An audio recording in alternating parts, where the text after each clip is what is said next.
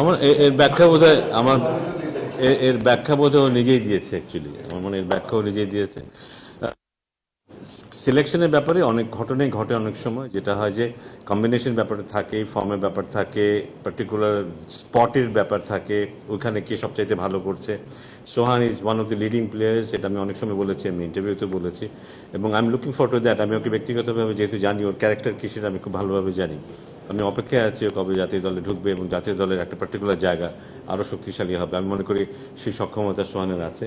ও যেদিনই জাতীয় দলে খেলার সুযোগ পাবে, জাতীয় দল আরও শক্তিশালী হবে। অনেস্টলি আপনারা যখন এটা মিডিয়াতে দেখেছেন, আমিও ওটাই প্রথম দেখেছি। এই টুর্নামেন্টে আসলে আরো অনেক আগেই কনফার্ম হয়ে গিয়েছিল যে ও টি10 খেলবে। আই এম শিওর যখন বলা হচ্ছিল, হয়তো media was not aware of the dates, যে ডেটসটা কোলাইড করে, এই জন্য হয়তো ডিফিকাল্ট হয়েছে বোঝা যে ও কোথায় খেলবে। বাট আমরা উই ওয়ার অ্যাওয়্যার দ্যাট ও টি10 খেলছে, এবং টি10 খেলতে পারলে ও অ্যাভেলেবল থাকবে না। Double million offer Walton fridge কিনে পেতে পারেন 20 লক্ষ টাকা, রয়েছে কোটি কোটি টাকার নিশ্চিত উপহার।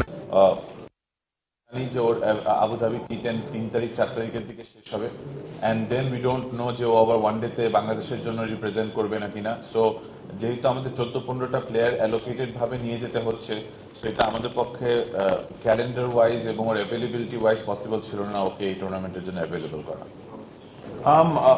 অনেস্টলি আমাদের কাছে মনে হয়েছে, আপনারা দেখে থাকেন যে আমাদের কনসেপ্টে usually it's a different colour. We normally wear blue during our tournaments. তো আমাদের কাছে মনে হয়েছে যে এই গ্রিন আর রেড এর অ্যাসপেক্টটা হচ্ছে যে, যেহেতু আমরা বাংলাদেশকে রিপ্রেজেন্ট করতে চাচ্ছি, সো বাংলাদেশকে রিপ্রেজেন্ট করতে হলে I don't think there is any better colour than green and red. যেটা আপনারা নিচে দেখতে পাচ্ছেন, we just wanted to celebrate Bangladesh. We look forward to a great future. আমরা চাই যে বাংলাদেশ আরো সুন্দর উজ্জ্বল ভবিষ্যৎ হোক। সো আমরা চাই যে এভাবে করে বাংলাদেশের পতাকা দিয়ে এতগুলো লোককে দিয়ে we just wanted to show যে আমরা we are not only representing Rangpur, এবার ইনশাল্লাহ যখন আমরা গ্লোবাল খেলবো, we will represent the whole of Bangladesh.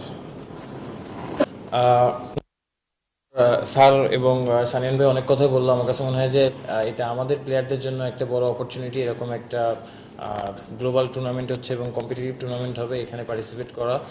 R two be honest, বাংলাদেশের হয়ে ফার্স্ট ফ্র্যাঞ্চাইজি টিম দেশের বাইরে,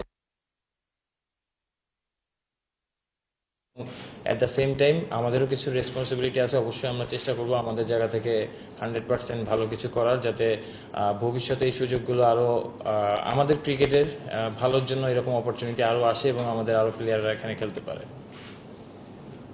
থ্যাংক ইউ। একটা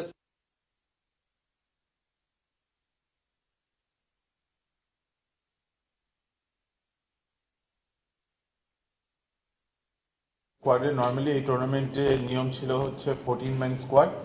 তারপরে যদি অ্যাডিশনাল থাকে তাহলে ইট ওয়াজ আওয়ার রেসপন্সিবিলিটি যে আমরা করবো নাকি। আপনার স্কোয়াড দেখেছেন অলরেডি যে ইন্টারন্যাশনালি 5টা যে ফরেন প্লেয়ার তারা কে ছিল। সো আমাদের জন্য রংপুরের রাইডার্সে বিপিএলেও খেলবেন, এবং বিপিএল এবং এই গ্লোবালেও আমাদেরকে জয়েন করবে পাকিস্তানের খুশির শাহ।